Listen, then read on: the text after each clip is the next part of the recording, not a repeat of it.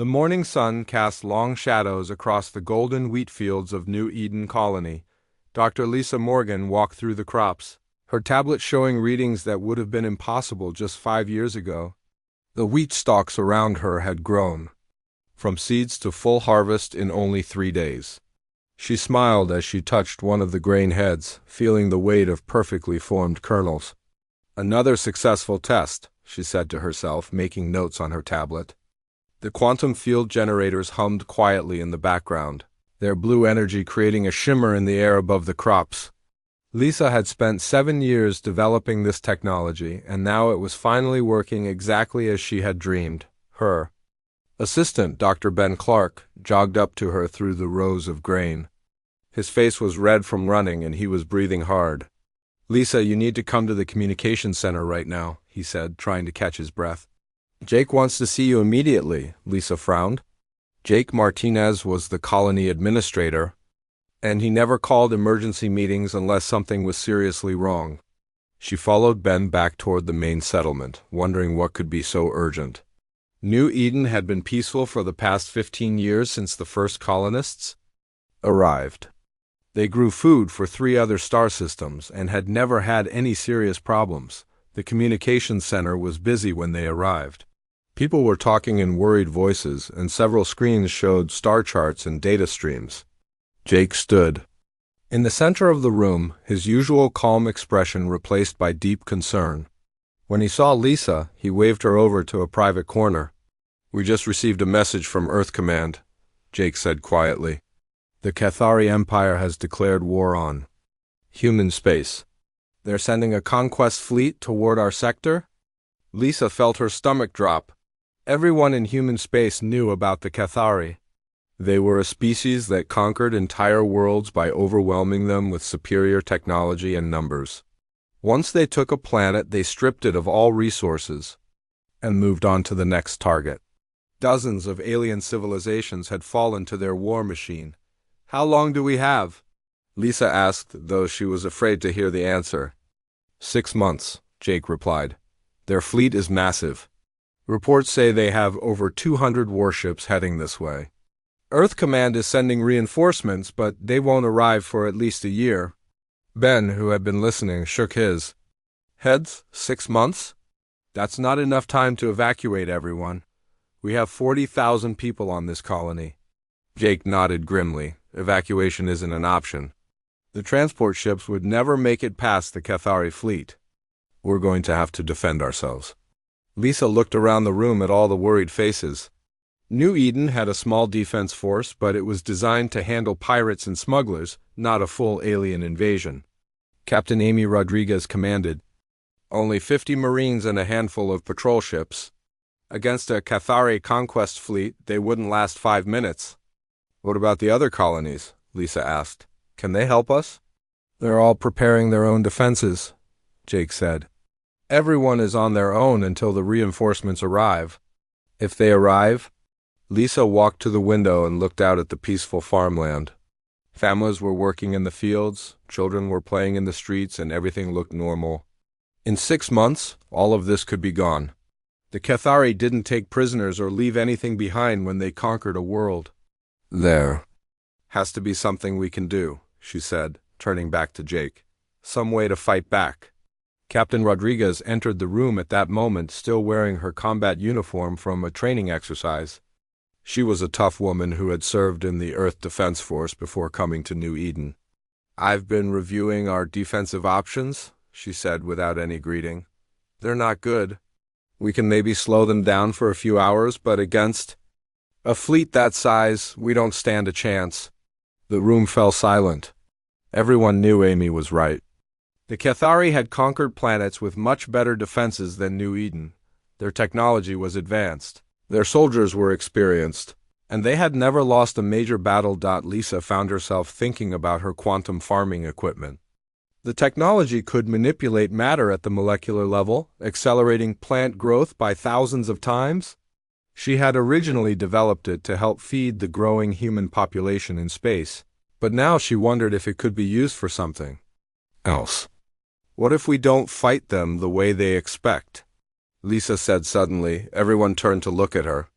What if we use our advantages instead of trying to match their strengths? Amy raised an eyebrow. What advantages? They outnumber us, outgun us, and have better technology. But they don't understand our technology, Lisa replied, her mind racing with possibilities. My quantum farming system can manipulate biological matter in ways that might surprise them. Plants, fungi, even bacteria could be modified to create defenses they've never seen before. Ben stared at her. Are you talking about weaponizing the farm equipment? Not weaponizing exactly, Lisa said, pacing back and forth as her ideas developed. More like adapting it. The Cathari expect to fight humans with human weapons. But what if the planet itself fought back? Jake leaned forward, interested despite his skepticism. Explain what you mean, Lisa took a deep breath. The quantum field generators don't just accelerate plant growth. They can modify cellular structure, create new types of organisms, and even establish communication networks between plants. I've been working on some experimental applications that could be adapted for defense. You mean like growing walls or barriers? Amy asked. That's just the beginning, Lisa replied. Imagine plants that can move, that can fight back, that can adapt to whatever the Cathari throw at them. Imagine a forest that thinks and coordinates its own defense. The quantum fields make all of this possible. The room was quiet as everyone considered what she was suggesting. It sounded like science fiction, but then, again, so had quantum farming 5 years ago. How long would it take to develop something like this? Jake asked. Lisa thought carefully. 3 months to create the basic systems, another 2 months to test and deploy them across the colony. It would be cutting it close, but we might be able to do it. Amy shook her head. It's completely crazy. You're talking about turning an entire planet into some kind of biological weapon. Do you have a better idea? Lisa asked. Because if we try to fight them conventionally, we'll lose. At least this way, we might surprise them. Jake stood up and walked to the window, looking out at the peaceful colony. What do you need to make this work? Everything, Lisa said. All of our resources, all of our people, and the complete support of the colony government. This isn't just about modifying a few plants. We're talking about transforming the entire ecosystem of New Eden. Ben looked worried. Lisa, we don't even know if this is possible. The quantum fields have never been used on this scale before. Then we'll figure it out, Lisa replied firmly. Because if we don't, everyone on this colony is going to die. The room was silent for a long moment. Finally, Jake turned back to face them. Dr. Morgan, you have whatever you need. Captain Rodriguez, I want you to work with her team to figure out how to integrate this biological defense system with our military preparations. Amy nodded, though she still looked skeptical. I'll do what I can, but I still think this is the longest shot in the history of long shots. Lisa smiled for the first time since hearing about the Cathari threat. Human history is full of long shots that worked out. Maybe it's time for another one. As the meeting broke up and people began making plans, Lisa looked out at the farmland. One more time. In 6 months, the Cathari would arrive expecting to find a defenseless agricultural colony. Instead, they would face something completely new. She just hoped it would be enough. 3 months had passed since the emergency meeting, and New Eden looked like a completely different world. Dr. Lisa Morgan stood in the middle of what used to be the main agricultural research facility. Now it was the center of the most ambitious project in human history. Dozens of scientists, engineers, and technicians worked around the clock, their faces lit by the blue glow of quantum field generators. Status report, Lisa called out to her team as she walked through the busy laboratory. The air hummed with energy, and strange new plants grew in containers all around the room. Some of the plants moved slightly, as if they were watching her. Passed by, Dr. Ben Clark looked up from his workstation, where he was monitoring a cluster of mushrooms that glowed with an eerie green light. The fungal network is responding better than we hoped, he said, excitement clear in his voice. The quantum enhancement has created connections between individual organisms that work almost like a nervous system. Lisa nodded and moved to the Next workstation, where Dr. Karen Walsh was examining a vine that seemed to be made of living metal.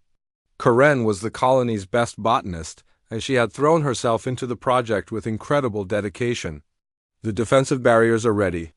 For field testing, Karen reported, we call them thorn walls. They can grow from seed to full height in under 2 hours, and they're stronger than steel. The thorns can pierce through most known materials. What about mobility? Lisa asked, can they move after they're established? Limited movement, Karen replied. The roots can shift underground to adjust the wall's position, and the thorns can extend or retract based on threats. It's not fast, but it's enough to adapt to changing battlefield conditions. Lisa felt a surge of pride as she looked at what her team had accomplished. When she first proposed using quantum farming technology for defense, most people thought she was crazy. Now, 3 months later, they had created living weapons that could think and adapt. Engineer Rick Peterson approached them, carrying a tablet full of deployment plans. Rick had been working on the systems needed to spread their biological defenses across the entire colony. The installation teams are ready to begin Phase 2, he said. We can have quantum field generators active across all major population centers within a week. What about the outlying settlements? Lisa asked. New Eden had farming communities spread across 3 continents, and they all needed protection. That's where the spore delivery system comes in, Rick replied with a grin. We can launch pods containing dormant organisms to any location on the planet. Once they land, the organisms activate and begin establishing defensive networks. Lisa walked over to a large display screen that showed a map of the colony. Red dots marked the locations where thorn walls had already been grown, while blue areas showed where the fungal networks were active. In just 3 months, they had covered nearly 30% of the inhabited areas. Captain Amy Rodriguez entered the laboratory, followed by several of her Marines. Amy had been skeptical about the biological defense project at first, but she had become one of its strongest supporters once she saw what the enhanced plants could do. My people are adapting to the new systems faster than I expected, Amy reported. Marine Sergeant Tony Baker has become particularly skilled at working with the mobile plants. He's been training other soldiers in bio-warfare tactics. Sergeant. Baker stepped forward, a young man with an eager expression. The plants respond to simple commands once you understand how to communicate with them, he explained. They're not just weapons, they're partners. Some of the vines can carry equipment, and the sensor fungi can detect enemy movement from miles away. Lisa was impressed. The integration between human soldiers and biological defenses was happening more smoothly than she had dared to hope. What about the Cathari technology analysis? Any progress on that front? Dr. Clark's expression grew serious. That's where things get really interesting. We captured some Cathari equipment from their advanced scouts last month. Their technology is heavily biological, which gives us a huge advantage. He led them to a secured section of the laboratory, where alien devices were being studied. Their ships, weapons, and communication systems all use living components. The quantum-enhanced fungi we've developed can interface with their biological technology. Lisa stared at the alien equipment, her mind racing with possibilities. You mean we can control their technology? Not control exactly, Ben replied. But we can interfere with it, redirect it, and in some cases completely reprogram it. The fungi release spores that can infiltrate their systems and change how they function. This was better news than Lisa had hoped for. The Cathari technological advantage had always been their biggest threat.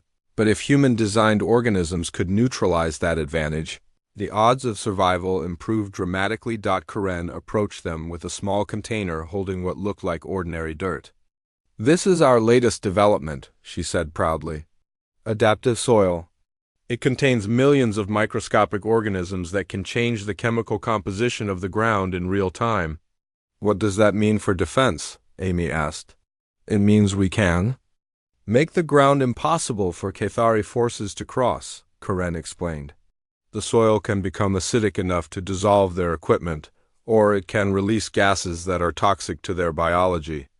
The organisms learn from each encounter and adapt their responses. Lisa felt a chill of excitement. They weren't just creating static defenses anymore.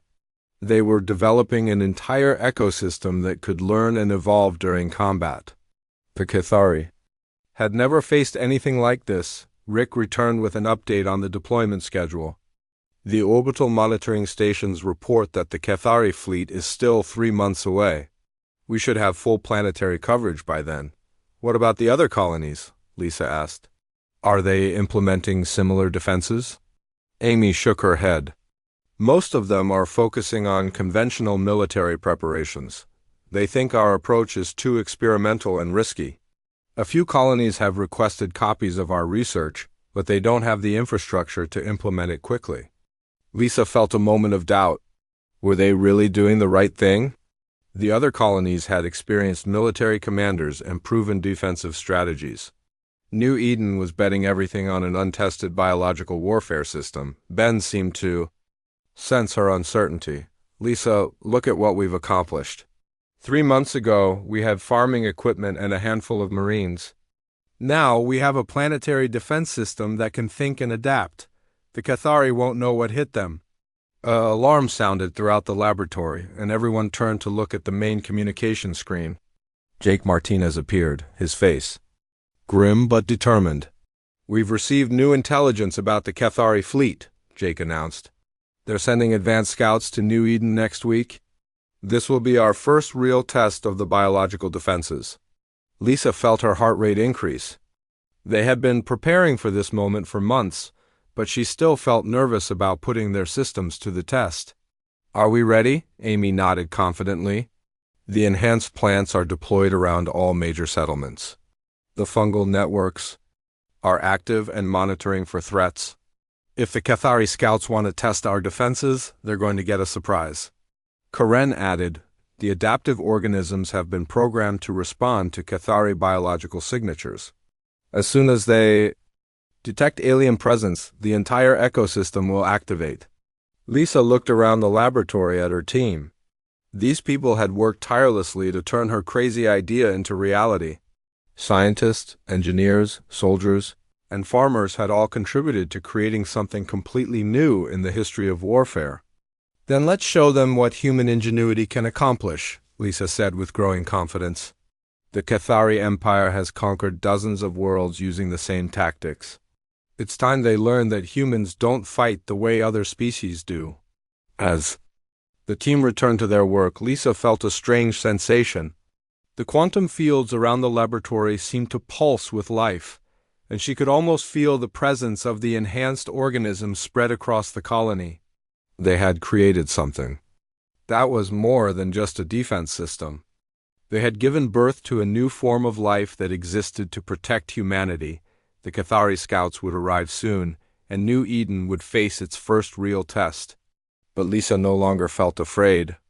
They had turned an entire world into a living weapon, and she was eager to see how the galaxy's most feared conquerors would handle a planet that could fight back. The Cathari invasion fleet dropped out of hyperspace like a swarm of angry metal insects. War leader Thex Volum stood on the bridge of his flagship, looking at the tactical display showing New Eden below.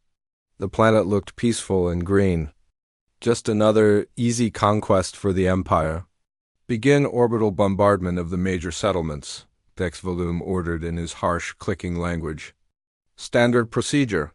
Destroy their defenses and prepare for ground assault. The first wave of energy beams lanced down from the fleet toward the human colony. But instead of explosions and destruction, something strange happened. A thick gray fog began rising from the planet's surface, spreading rapidly across entire continents. Within minutes, the fog had covered so much of the planet that targeting systems could no longer get clear readings. What is this substance? Thex Volum demanded, his 4 eyes narrowing as he studied the screens. Some kind of primitive smoke screen? His tactical officer, a younger Cathari named Vexstar, checked his instruments. The fog appears to be biological in nature, War Leader. It's interfering with our sensors and communication systems. On the surface of New Eden, Dr. Lisa Morgan watched the enemy bombardment from the command center deep underground. The quantum-enhanced moss that covered the planet was working exactly as planned, releasing spores that created a massive defensive cloud. Orbital strikes are down by 70%, reported Dr. Ben Clark, monitoring the sensor networks. The fog is disrupting their targeting systems. Captain Amy Rodriguez stood beside Lisa, coordinating the defense through her communication link with the enhanced plants. Ground forces are landing in Sector 7. It's time to see if our biological defenses really work. The first Cathari dropships descended through the fog, their pilots struggling to find clear landing zones. The ships were organic in design, looking more like giant insects than machines. They touched down in what appeared to be open farmland, but the moment they landed, the ground beneath them began to change. Sergeant Tony Baker watched from a concealed position as the alien soldiers emerged from their ships. The Cathari were tall, insect-like creatures with thick armor plating and multiple arms. They carried weapons that looked like living creatures, pulsing with bioluminescent energy. "Contact in 30 seconds, Tony whispered into his radio. "The plants are responding to their presence." The Cathari soldiers began advancing across the field, confident in their superior numbers and firepower. Then the wheat began to move. What had looked like ordinary grain crops suddenly revealed themselves as something much more dangerous.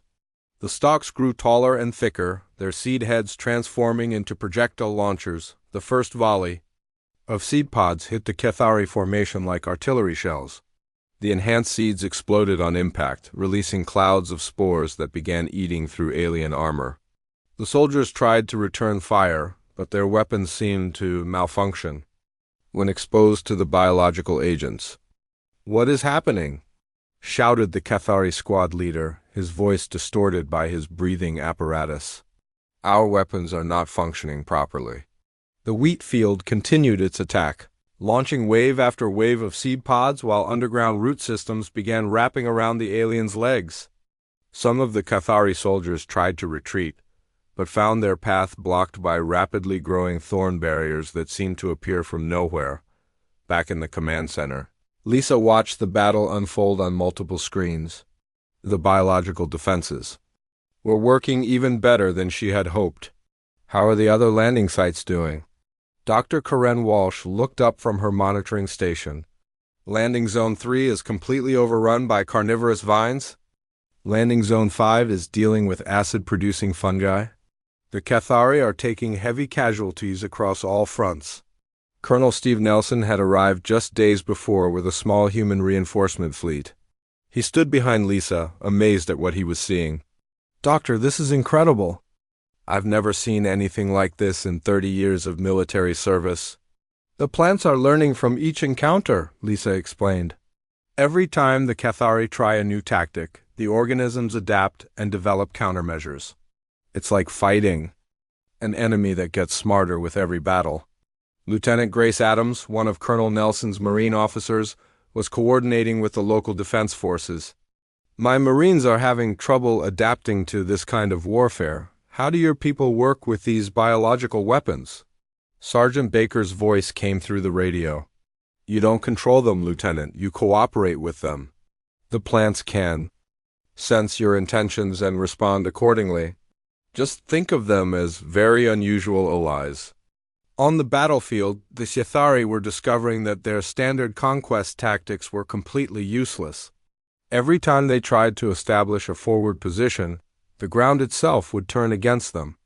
Trees would launch attacks, flowers would release toxic gases, and even the grass would become sharp enough to cut through their equipment. War leader Thex Valoom watched the battle reports with growing frustration. "How is this possible? They're just plants. Send in the heavy assault units." The second wave of Cathari forces included massive biomechanical war machines that looked like giant beetles. These creatures were designed to crush any resistance and clear landing zones for regular troops. But as they approached the surface, they encountered something they had never faced before. Dr. Lisa Morgan had been saving her most ambitious creation for this moment.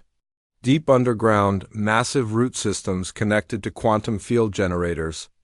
began to activate.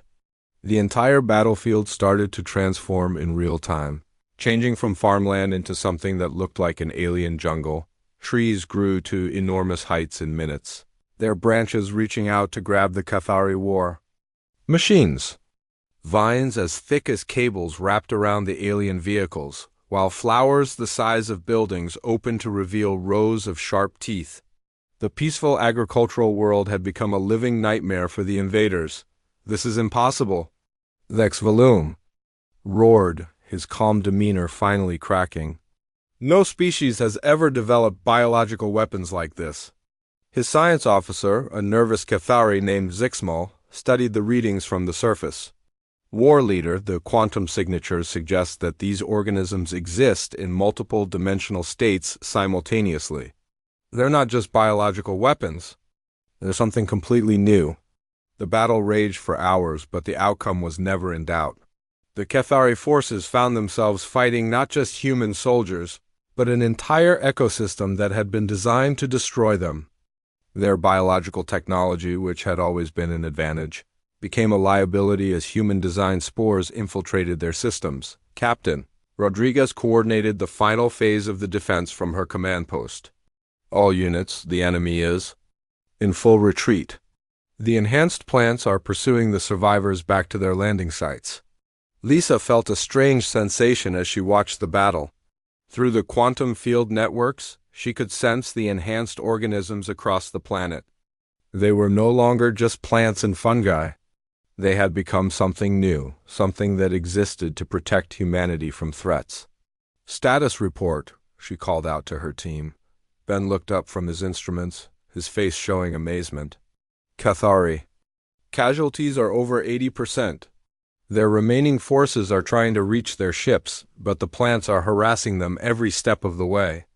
Karen added, "The spore infiltration of their technology is working beyond our expectations. Several of their ships are showing signs of biological contamination." Colonel Nelson shook his head in disbelief. "Doctor, you've created something that changes everything we know about warfare.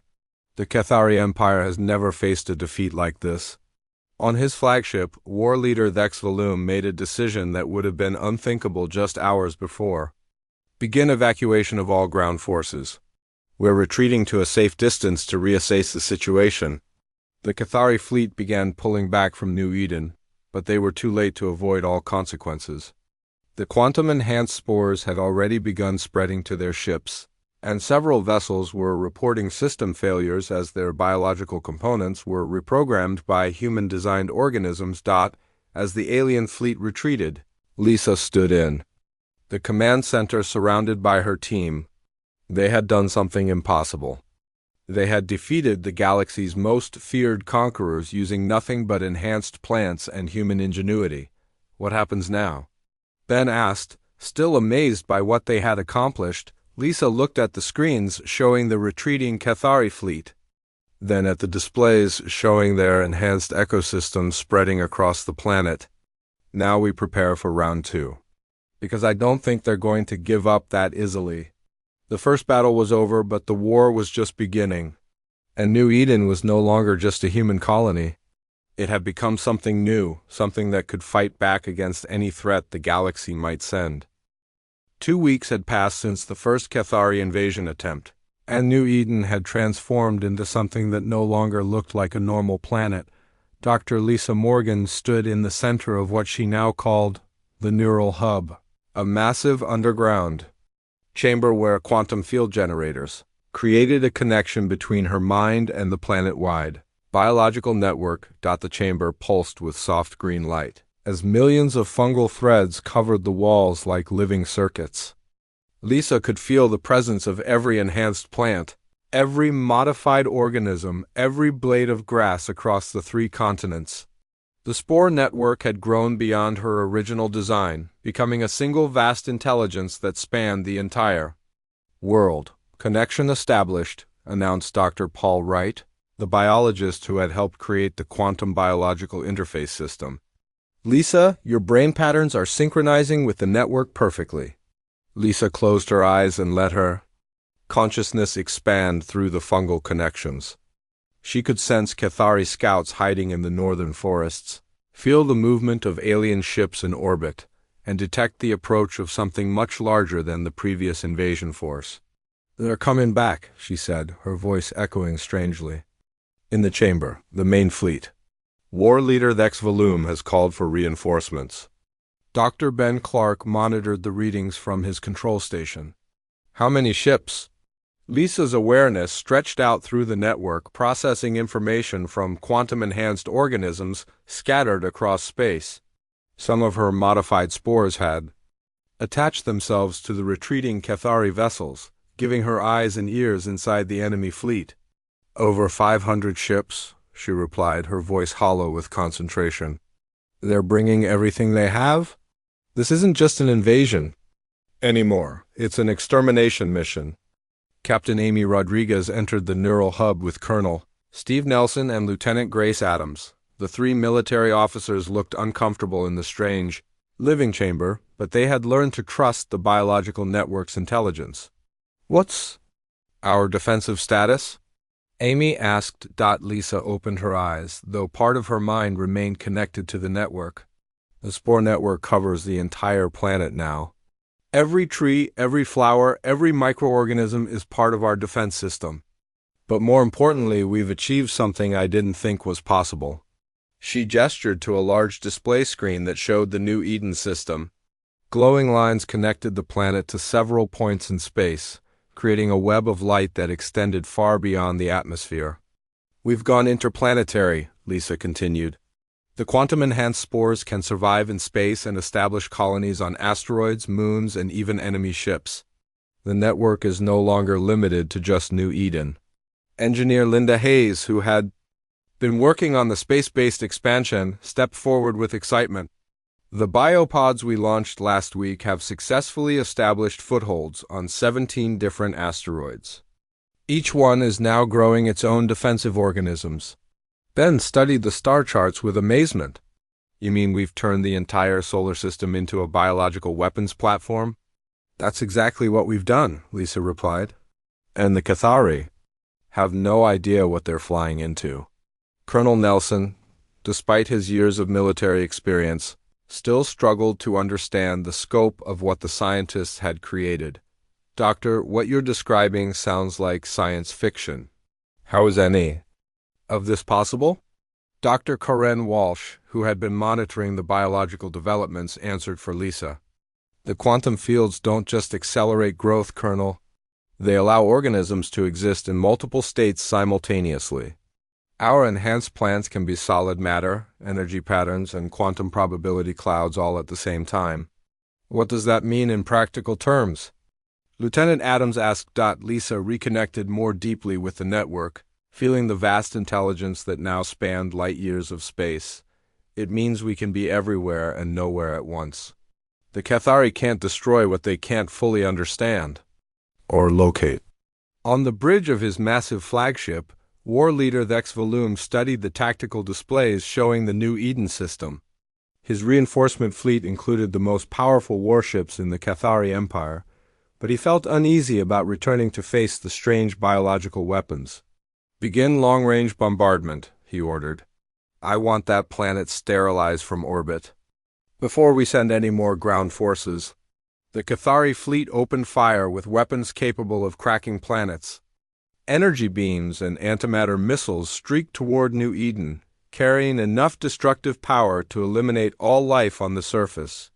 But as the weapons approached their target, something impossible happened. Space itself seemed to come alive. Around the incoming projectiles, clouds of what looked like cosmic dust began intercepting the energy beams, absorbing and redirecting them harmlessly into empty space. The antimatter missiles encountered floating organisms that seemed to exist partially in another dimension, causing the weapons to phase through their targets without exploding. "What is happening to our weapons?" Thex Valoom demanded, his four eyes wide with disbelief. His science officer, Zixmal, frantically checked his instruments. "The space around the planet is filled with unknown biological entities. They appear to be interfering with our weapons at the quantum level." Lisa felt the enemy attack through the network's senses. The space-based organisms were working exactly as designed, using quantum field manipulation to neutralize incoming threats. But she could sense something else, something that made her smile despite the danger. "They're learning," she said aloud. "In the neural hub. The organisms are adapting to Cathari technology faster than we programmed them to." Sergeant Tony Baker, who had become the colony's expert in bio-warfare tactics, was coordinating surface defenses when his radio crackled with reports from orbit. "Lisa, are you seeing this? The space creatures are actually capturing some of the enemy missiles and turning them around." Lisa's consciousness expanded further through the network, and she watched as enhanced organisms in space began using Cathari weapons against their own fleet. The quantum fields allowed the biological entities to interface directly with alien technology, reprogramming it at the molecular level. "The network is fighting back on its own," she announced to the team in the neural hub. "It's developed strategies we never taught it." The Cathari fleet found itself under attack from their own weapons as bio-entities, hijacked missiles and redirected energy beams back at the ships that fired them.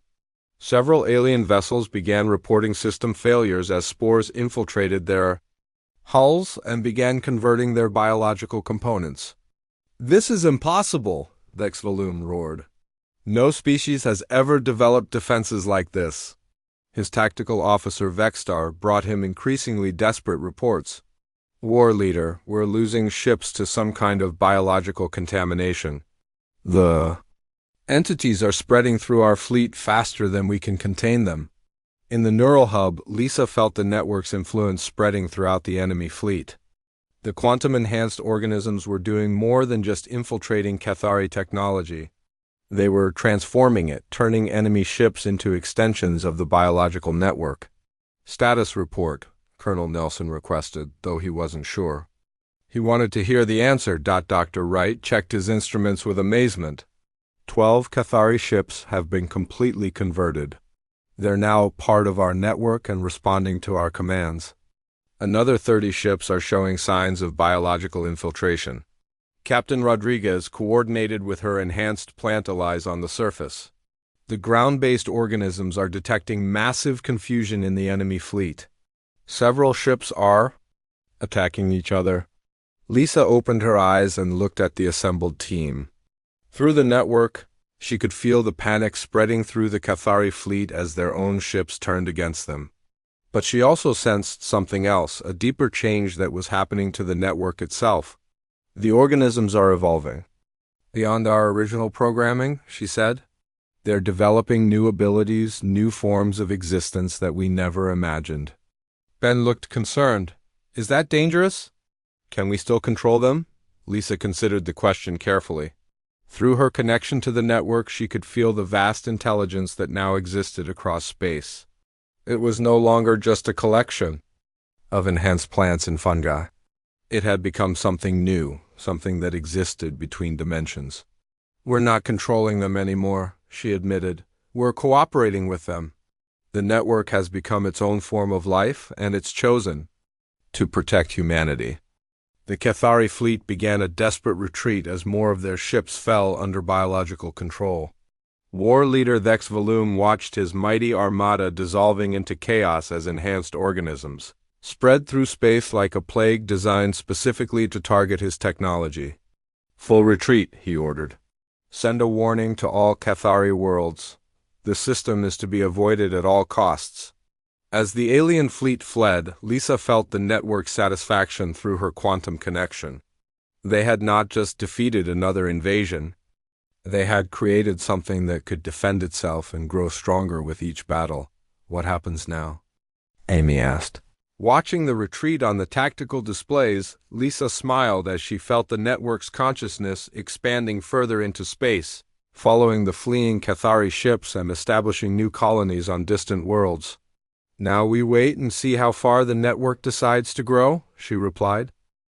6 months after the second Cathari defeat, the New Eden system had become something that no one in the galaxy had ever seen before.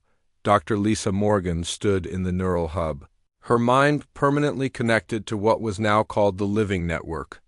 She was no longer just human, but something between human and the vast, biological intelligence that stretched across multiple star systems. The chamber around her pulsed with patterns of light that represented thoughts and communications flowing between billions of enhanced organisms.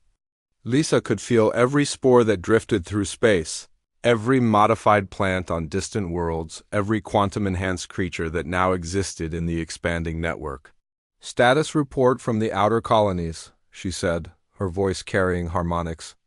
That seemed to come from the walls themselves. Dr. Ben Clark, now serving as the primary interface between the network and human government, checked his displays. The network has established colonies in 17 star systems. 3 more Cathari fleets have been converted or driven away. The other human colonies are requesting assistance with their own biological defense programs. Captain Amy Rodriguez entered the chamber, though she moved carefully in the strange environment. The enhanced plants had grown so sophisticated that they could sense emotions and intentions, responding to human thoughts almost before they were fully formed. "We've received a priority transmission from Earth Command. Admiral Sarah Blake is requesting a full briefing on the network's capabilities." Lisa's consciousness expanded through the quantum connections, processing information from across the galaxy. Through the network's senses, she could detect Cathari movements, monitor other alien species, and observe the political reactions of various governments to the emergence of the living network. "Earth Command is frightened," Lisa said, her awareness stretching across light years of space. "They're not sure whether we're still human allies or something entirely new." Colonel Steve Nelson, who had stayed on New Eden to study the biological warfare revolution, looked uncomfortable with the implications. "Are we still human allies, Doctor? Because from where I'm standing, it's getting hard to tell where humanity ends and the network begins." Lisa opened her eyes, focusing her attention back on the physical world. "That's the wrong question, Colonel. The better question is whether the distinction still matters." Dr. Karen Walsh approached them with data from the latest expansion phase. The network has begun offering symbiotic relationships to other species. Several peaceful alien civilizations have requested protection from Cathari expansion. The organisms are adapting their defenses to work with non-human biology. What does that mean for human space? Amy asked. Lisa felt the network's vast intelligence considering the question. Through quantum connections, she could sense the collective thoughts of trillions of enhanced organisms, all working together toward a common goal of growth and protection.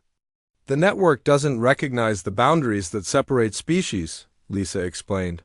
"To it, there are only 2 types of beings in the galaxy, those who create and protect life and those who destroy it."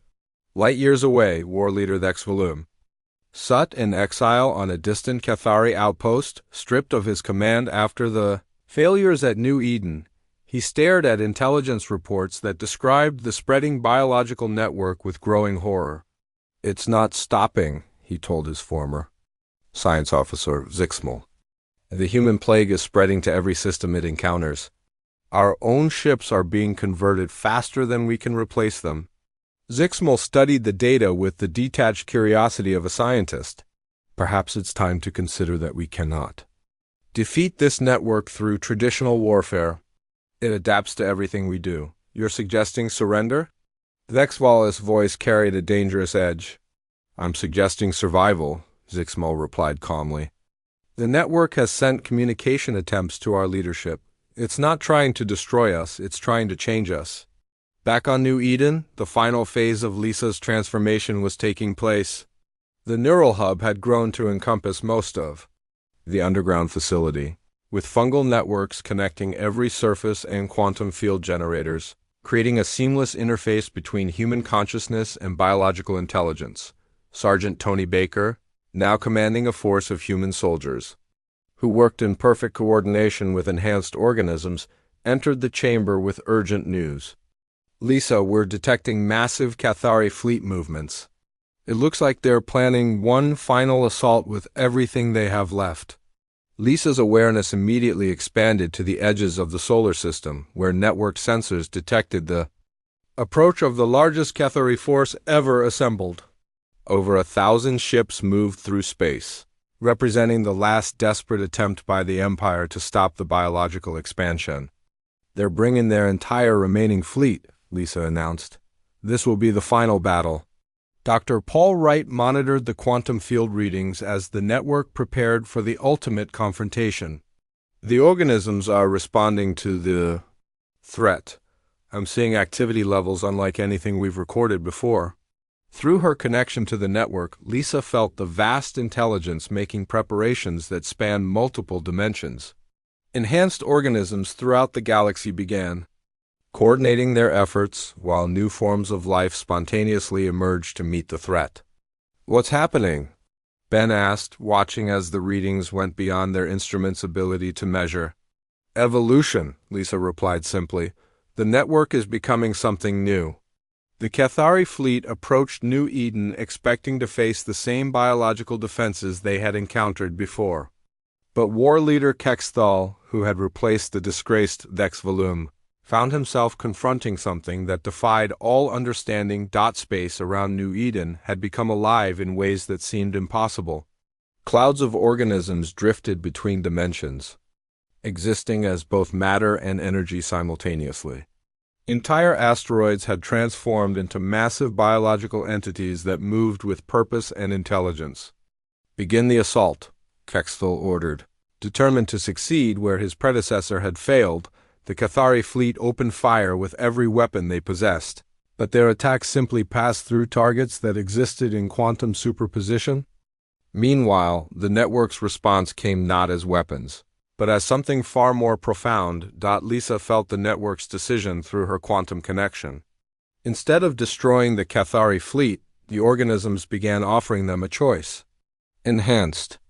Spores carrying complex chemical messages spread through space, reaching every alien ship simultaneously. "What are those spores doing?" Amy asked, watching the tactical displays.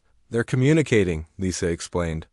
"The network is offering the Cathari the same choice it offers everyone.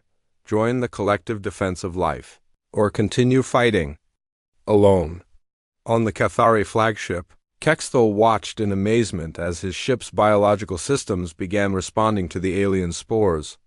Instead of taking control, the organism seemed to be showing his technology new possibilities, new ways of existing that didn't require conquest and destruction. "War leader," his science officer reported with wonder in his voice, "the spores are not attacking our systems. They're improving them. Our biological components are becoming more efficient, more powerful." Through the network's senses, Lisa watched as individual Cathari ships began choosing cooperation over conflict. The organisms offered them something their empire had never provided, a way to grow and expand without destroying other forms of life. "Half their fleet has accepted integration," Ben reported with amazement. "The ships are being converted, but the crews are remaining in control." Lisa smiled as she felt the network's satisfaction. The network doesn't want to conquer anyone. It wants to protect everyone. Colonel Nelson shook his head in disbelief. "You're talking about the end of war as we know it." "Not the end of war," Lisa corrected. "The beginning of something better. The network protects all life, regardless of species. It offers growth instead of destruction, cooperation instead of conquest. The battle ended not with victory or defeat, but with transformation." The Cathari Empire split into two factions: those who joined the network's collective defense system, and those who fled to the galaxy's edge to continue their old ways of conquest. War leader Kexthal stood on his converted ship, marveling at technology that had been enhanced rather than replaced. His crew worked alongside organic systems that responded to their thoughts and needs, creating a harmony between biology and consciousness that the Cathari had never experienced. In the neural hub, Lisa felt the network's continued expansion. Across the galaxy, new species were joining the collective every day, drawn by the promise of protection and growth rather than forced conversion. "What happens now?" Amy asked. Though she suspected she already knew the answer, Lisa opened her eyes and looked at her human companions, her expression filled with hope and wonder. "Now we help life spread throughout the galaxy. The network has shown us that growth and protection are more powerful than any weapon." Dr. Wright checked his instruments one final time. The quantum fields are stabilizing at levels we never thought possible. The network has achieved true interstellar consciousness. And humanity? Colonel Nelson asked. Lisa smiled as she felt the presence of enhanced organisms on thousands of worlds, all working together to create and protect life. Humanity started this.